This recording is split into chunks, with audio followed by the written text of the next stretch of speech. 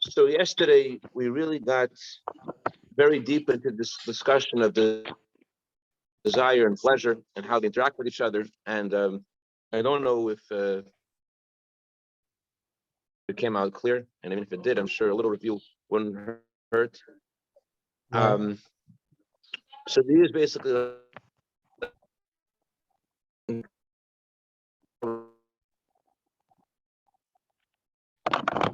is pleasure. The inner dimension of Chokhmah is Atik. What that means is that although the skula Arichot Yamim, Lagid Yoter Bakol. Anyway, so the idea is like this. There are different kinds of pleasure. There are pleasure we have ideas that we discover. There is the source of pleasure itself, pleasure as it is in the essence of the soul. There is something about various kinds of pleasure that have a direct connection with the essence of pleasure. One of our senses, for example, we said, although our senses, morning David, although our senses are very external and they're the way senses are through cracks in our body, which the cracks in our body represent a contracted expression of the soul. But on the other hand, it is the pleasure we have in our physical senses that somehow relates to the essence of the soul's pleasure. And in a similar way, the inner dimension of Chachma, the inner power, the power of Chachma Stima, Pimius Abba, that also, like our senses, connects to the essence of pleasure. Now, pleasure we have from our intellect, our feelings, that's limited. That's a limited expression of pleasure. But the our senses, ironically, although they're lower, yes. So what I think is that I was discussing how davening has two components. There's understanding we have in our, and there's a pleasure that we have in our davening. So although it may be said that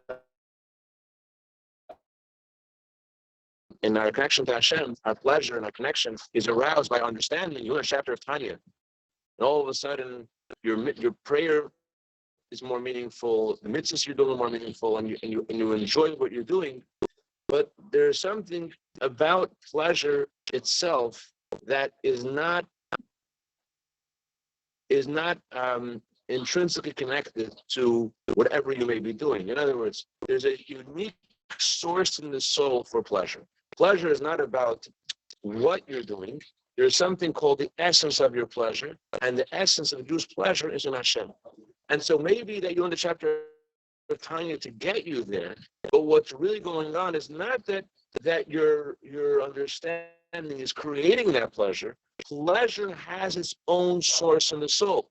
It happens to be that the inner dimension of wisdom connects to that. It happens to be that our senses connect to that. But pleasure has its own source in the soul, so that we talk about having a pleasure and feeling close to Hashem. That pleasure is something that you have within yourself. And it's not something which is merely artificial and created by whatever exercise you may be doing. So now that when we go back into the inside the words of the discourse, going further along,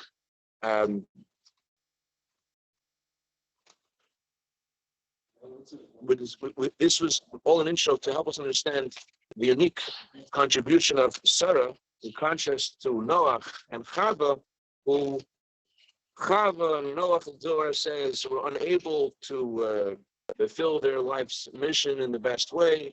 Chava became attached to the snake, and Noach gets drunk. And Sarah is the only one the Torah says that she lived in a perfect way. She had a perfect life.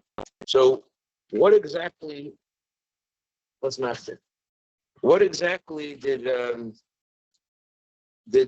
Sarah do differently to Noach And Chava, why did the Torah say specifically about her that her life was complete? So, what we're going to learn is, as I mentioned earlier on, that there's something that the tree of knowledge does in a negative way that has a positive purpose. The tree of knowledge creates a sense of ego, a sense of self, and it's not a positive thing. But on the other hand, Hashem specifically wants that sense of self so that we should use that sense of self in a positive way and feel our own, we should be, our animal soul, our ego, should feel ownership and feel of the relationship with Hashem, so that the love of Hashem isn't merely a soul thing of transcendence and where we escape our own personal relationship with Hashem, our own persona. Rather, our relationship with Hashem should be us, that we like it, that we're into. So that's what the tree of knowledge was meant to do. It does create the challenge, of course, of there being a friction between the I and what Hashem wants us to do.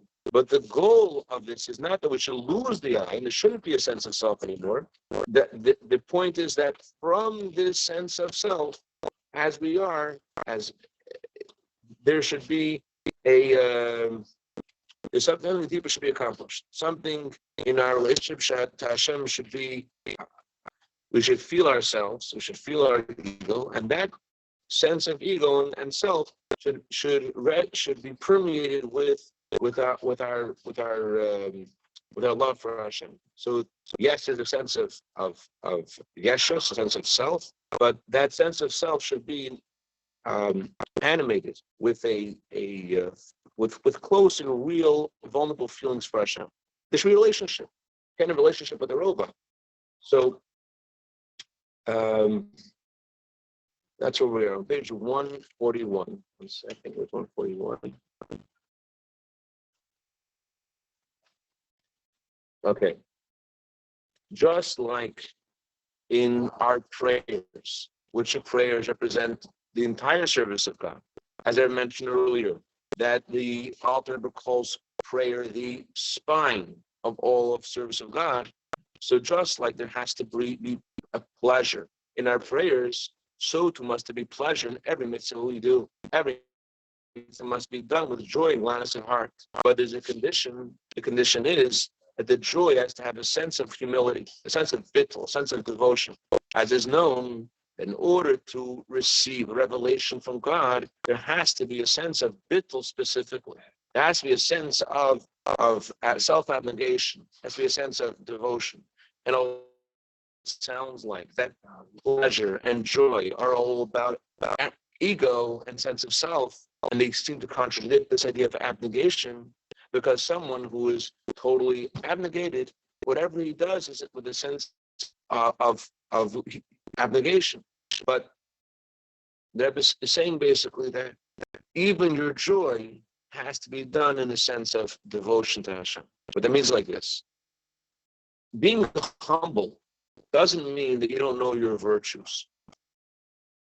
Rather, being humble means that although you do know your virtues, yet you still have a sense of self-effacement. And the analogy that Chassidus gives is of Moshe Rabbeinu. The Torah says of Moshe Rabbeinu than anyone else on earth.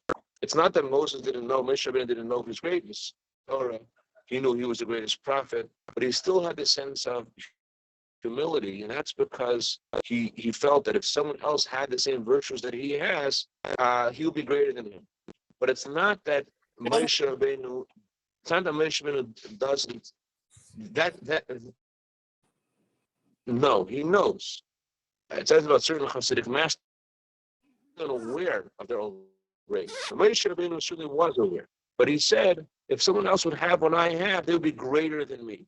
They would be greater than me. But that calculation that Moshe Rabbeinu is making is not really a fully logical one. In other words, no one really could be as great as Moshe Rabbeinu. No matter what kind of soul potential you're given, Moshe Rabbeinu is still unique. But because Moshe Rabbeinu had an expression of the deepest part of his neshama, of Chachma, so even though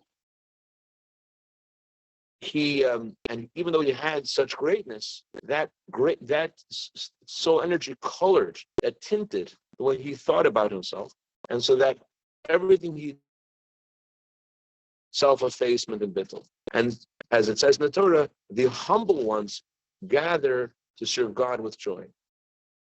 So, just briefly, we're saying is that joy and humility and self-effacement aren't a contradiction, because self-effacement and humility doesn't mean that you ignore yourself and you don't know about yourself. It means that you realize where everything comes from. Maybe gives an analogy to explain this better. A king has on both extremes in his own persona. On the one hand, the king is the highest among all of his country. He is above everyone. And besides that, someone who's born into the dynasty of a monarch, he's born into a royal family. He has intrinsically a sense of being aloof and above everyone. And yet, it says about King David that although King David was living in a way that he was above all of his people and above, of course, God commanded him and he did vengeance against his enemies, and yet King David had absolute self-effacement to God. As King David said, I am but a worm and not a man. So he felt like he was he felt like he was inanimate. So in a similar way, the divine sphere of sovereignty, the sphere of Malchus, has also these two extremes. On the one hand, sovereignty is about being above, being aloof, being the source of everything. On the other hand, the sphere of Malchus is a sphere that receives from all the spheres above it, it has nothing of its own. Kind of like the power of speech. Malchus is the source of the 10 utterances that created the world. When you speak, on the one hand, what do you say? Speech has no content on its own. Speech merely is a recipient of your thoughts and feelings. So in a similar way, the sphere of Malchus, which is a source of God's speech, doesn't have any intrinsic content. It's merely a recipient of all the divine spheres above it. So Malchus, this sphere of God's sovereignty, extremes. It is the most exalted sphere. It's about sovereignty. On the other hand, it has no sense of self at all. It's a mere recipient of the spheres above it. The same is also, and the reason why there's no contradiction between these two experiences of Malchus, being the lowest and the one that's so no content on its own. On the other hand, being the and being exalted over everything beneath it. This is because of Malchus's divine roots. Unlike the spheres above Malchus, the spheres of the God, so to speak, motive attributes, their divine sources and God's desire. The divine source of Malchus, the lowest sphere, actually has a higher source than the spheres above it. Malchus originates from Atik, from the attribute of God's pleasure, which is the transcendent power. Far more transcendent, as we learned, than the power of desire. So, and within the divine origin of Malchus in Atik, there are itself different levels. The highest level within Atik itself is called Radla. Radla is called in Chassidus Helam She'ein Metzias. It's called something which is concealed, which does not yet exist. Meaning, it's about expression of God's truth before there is anything that exists here in the world. It's just about the expression of Hashem Himself. So, because where we're going is like this: that every Jew it's a mandate of every Jew that a Jew should be joyous and have gladness of heart. And yet, Hashem demands every Jew to have a sense of bittul, self-effacement, abnegation. And it's possible to have both feelings together. Like a servant who serves his master with a sense of reverence. And so too, our service of a God, it says in Tanya, the first step is to have a sense of reverence for Hashem. And yet at the same time, Hashem wants us to enjoy what we're doing. The previous Rebbe told my grandfather, whatever you do, should be with fargin ligin, with enjoyment. You should enjoy what you're doing. And the reason why it's possible to have both feelings is because it's not you're enjoying the pleasure it causes to Hashem. So because Malchus's source is in Radla, Malchus also has a sense of self-effacement, and because that, I guess, everything say spelled out, but since Malchus is also called class soul, the source of all souls, so therefore it's possible for all of us to have the same feeling as well. On the one hand, to enjoy what we're doing, but instead not to just enjoy it because it tastes good, but the first step of serving Hashem is I'm here to serve, and with that sense of I'm here to serve, you're able to enjoy the pleasure and gratification you cause to Hashem with the mitzvah that you're doing. So that's the message of Sarah fixing the mistake of Chava and Noach, that there is a sense of self. On the other hand, the sense of joy and pleasure is not our own joy, it's not our own pleasure, it's our pleasure and joy in Hashem's joy. As one of the 12 Torah passages that Rabbi told a child to memorize, and every Jew to memorize, Israel should rejoice in his maker. It actually says rejoice in your maker in the plural. Rejoice in your makers, even though there's only one God.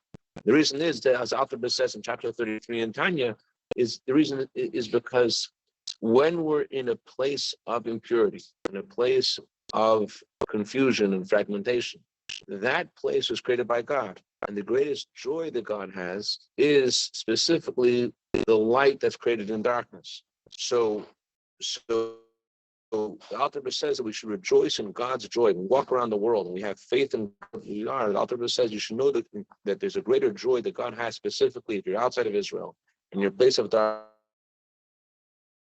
You can't imagine the pleasure and the gratification that gives to God. So on the one hand, you have joy and you have pleasure what you're doing. On the other hand, it's not a contradiction to you being in a state of your sojourn. You're working for it. Because your joy and your pleasure is you're rejoicing in the language of the Alter Rebbe. Every single Jew should rejoice in God's joy because of God's joy in having a home in this world. And that's what I want to share today. Have a great Shabbos. Dr. Bressman, David, Reb Zev. Make sure you bring it up to Shabbos, all right? You got it? Okay. Thank you.